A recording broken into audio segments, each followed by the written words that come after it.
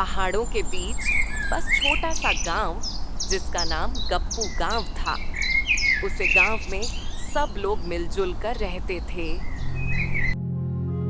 उसे गांव के लोग बहुत ईमानदार और बहुत दयालु थे। एक दूसरे का काम में सहारा लगवाते थे।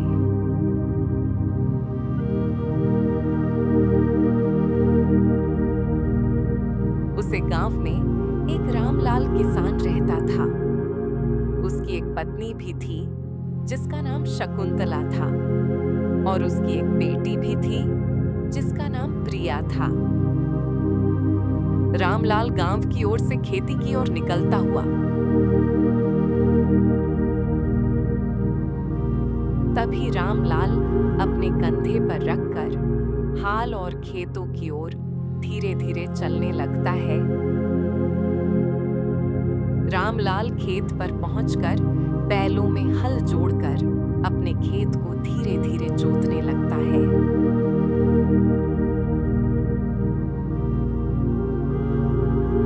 रामलाल अपनी खेत जोत का घर की ओर प्रस्थान करता हुआ।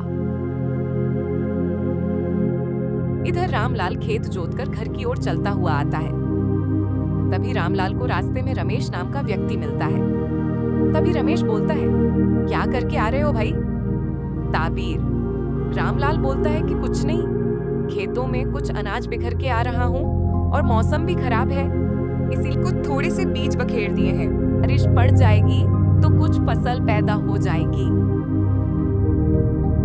इतना कहकर रामलाल वहां से चलता है।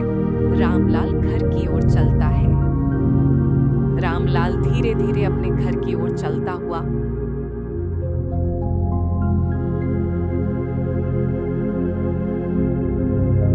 तभी रामलाल घर जाकर कहता है, अरे सुनती है शकुंतला? हाँ बोलो, क्या कह रहे हो? तभी रमेश शकुंतला से कहता है, अरे भाग्यवान, खेत में अनाज तो बो दिया है, अब बताना जमे या ना जमे। मुझे तो इस बात की चिंता हो रही है, कहीं फसल जमीन नहीं तो घर का गुजारा कैसे चलेगा। इधर बहुत अंधेरी रात हो जाती है। सब लोग अपने अपने घरों में सो जाते हैं। सब अपने दरवाजे भी बंद कर लेते हैं। पहाड़ों पर एक बहुत पुराना भूत रहता था। वह बहुत ऊंचे पर्वतों पर रहता था। वह बहुत डरावना लगता था। जंगल में सबसे ऊंचे पहाड़ पर उसका एक बसेरा था। उसका नाम था पहाड़ों वाला भूत। एक नदी किनारे बहुत पुराना पेड़ था। उसे पेड़ पर एक लाल कलर का एक जिन रहता था। वह बहुत डरावना। उसका लाल रंग देखकर कोई भी व्यक्ति चक्कर खाकर गिर जाता था। गांव से बहुत दूर बहुत पुराना एक जंगल था। उस जंगल का नाम भूतिया जंगल। उसमें एक बहुत शक्तिशाली भूत रहता था।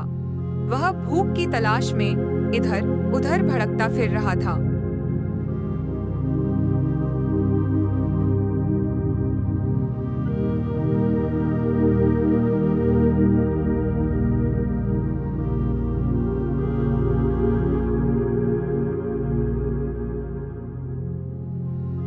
सुबह होते ही गांव के लोग इधर उधर घूमने निकल जाते हैं और कुछ लोग अपनी फसलें देखने के लिए निकल पड़ते हैं। तभी उन्हों में एक किसान जिसका नाम कलो था, जो बहुत धीरे धीरे चल रहा था। सुबह होते ही गांव की कुछ लेडीज इधर उधर घूमने के लिए निकल पड़ती है।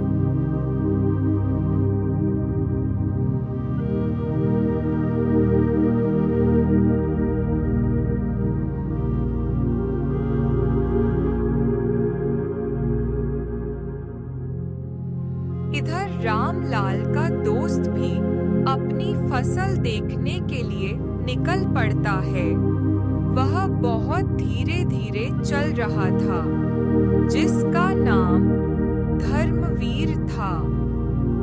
तभी रामलाल कहता है अपनी पत्नी शकुंतला से कि मैं फसलें देखने के लिए खेत पर जा रहा हूँ। तभी शकुंतला बोलती है कि जल्दी आइए, मैं आपका इंतजार करूंगी।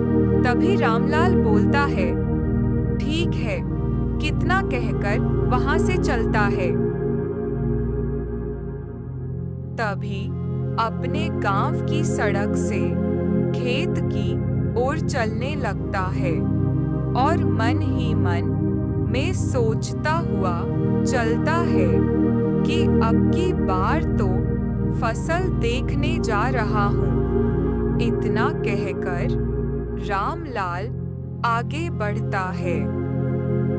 तभी रामलाल अपने खेत पर जाकर देखता है तो उसे दूर दूर तक कोई फसल नहीं दिखती है। तभी रामलाल बोलता है, तभी रमेश बोलता है, मैं तो फसल बोकर गया था मगर यहाँ तो एक भी दाना नहीं दिख रहा। उसका मन बहुत उदास हो गया और घर की ओर लौट गया।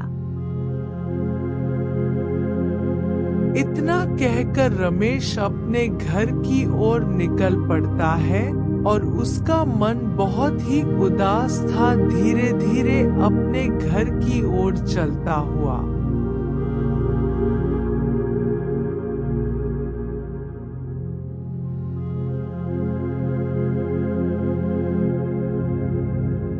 तभी शकुंतला से कहता है, अरे भाग्यवान, मैं तो खेत में फसल बोकर आया था मगर उसमें तो एक भी दाना नहीं दिख रहा। मैंने चारों तरफ देखा मगर कोई फसल का आता पता नहीं था। तभी शकुंतला कहती है, क्या पता हमारी फसल अभी जमी ही नहीं हो। तभी रमेश बोलता है, मुझे तो ऐसा ही लग रहा है। इधर बहुत रात हो जाती है, सब अपने अपने घरों में सो जाते हैं।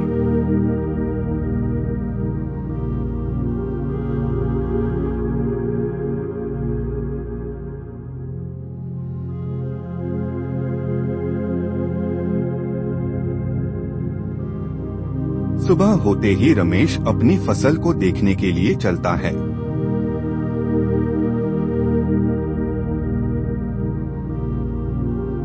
तभी उसे रास्ते में श्यामलाल मिलता है। तभी श्यामलाल बोलता है कि अरे भाई, कहाँ जा रहे हो। तभी उसे रामलाल कहता है, कहीं नहीं भाई, बस फसल देखने जा रहा हूँ। 3-4 दिन हो गए परंतु अभी तक जम के नहीं आई। श्यामलाल और रामलाल आपस में बातें करते हैं। इधर रामलाल अपनी फसल देखने के लिए चलता है। धीरे धीरे चलता हुआ आगे बढ़ता है। श्यामलाल मन में उदास होकर खेत देखने चला है। मन ही मन में सोचता है कि फसल जमी है या नहीं। जैसे ही रामलाल अपने खेत पर पहुंचता है, वहां जाकर देखा तो उसकी फसल बहुत अच्छी थी और हरी भरी चारों तरफ हरियाली देखकर उसका मन खुश हो गया।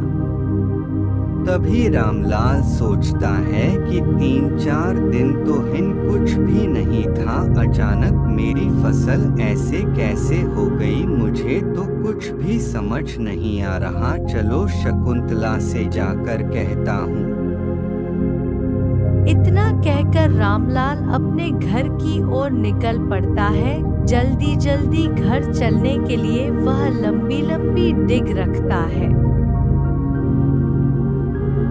तभी रामलाल अपने घर पहुंच जाता है और रात भी हो जाती है। उसी रात को खेतों में को भूत आते हुए जो बहुत ही डरावने लग रहे थे, उनका रूप भी बहुत खतरनाक था और उनके शरीर पर खून के धब्बे लग रहे थे, जैसे किसी को खाकर आ रहे हो। बाल भी बड़े बड़े।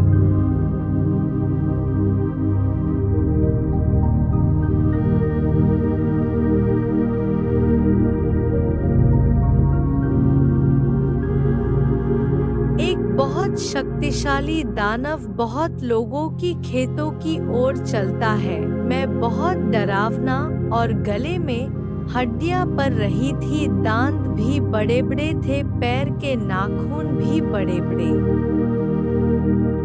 एक एक करके किसान के सारे खेतों में घुस जाते हैं और उनके फसल खाने लगते हैं। इधर दाना भी लोग की फसल खाने लगता है, कुछ खेलते हैं, कुछ खाता है, लोग की फसल बर्बाद करता है। इधर जिन लोगों की फसल को खराब करने में लगा है, जो पेड़ पर चढ़ के सेब खा रहा है, कुछ खा रहा है तो कुछ फेंक रहा है। सुबह होते ही गांव के लोग फसल देखने निकल पड़े। इधर रामलाल भी अपनी फसल देखने के लिए निकल पड़ता है।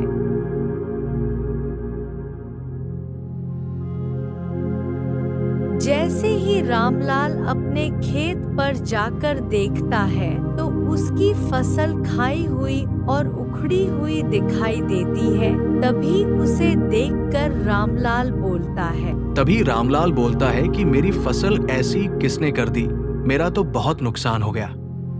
इधर गांव के लोग भी अपनी फसल देखकर चौंक जाते हैं। तभी एक किसान बोलता है, अरे यह क्या हो गया, मेरी शायरी फसल बर्बाद कर दी, किसने किया है यह सब। तभी सब गांव वासी एक पेड़ के नीचे इकट्ठा होते हैं और अपनी अपनी सारी बात बताते हैं। वहीं से एक महात्मा गुजर रहा था। वो गांव वालों से बोल, किस प्रकार की बात कर रहे हो, मुझे तुम बहुत चिंता में लग रहे हो। तभी गांव के लोग साधु महात्मा से अपनी अपनी बात बताते हैं। तभी साधु महात्मा कहता है कि तुम्हें एक हवन करना होगा और जितनी भी तुम्हारे गांव में भूत प्रेत है वे शहरी भाग जाएंगे। महात्मा से हवन करवाकर किसान खुशी खुशी अपनी फसल करते हैं। ऐसी मजेदार वीडियो देखने के लिए हमारे चैनल को सब्सक्राइब और लाइक भी कर लें। जुड़े रहिए मिक्स मंत्रा के साथ। कार्टून वीडियो देखिए, एक से एक अच्छी।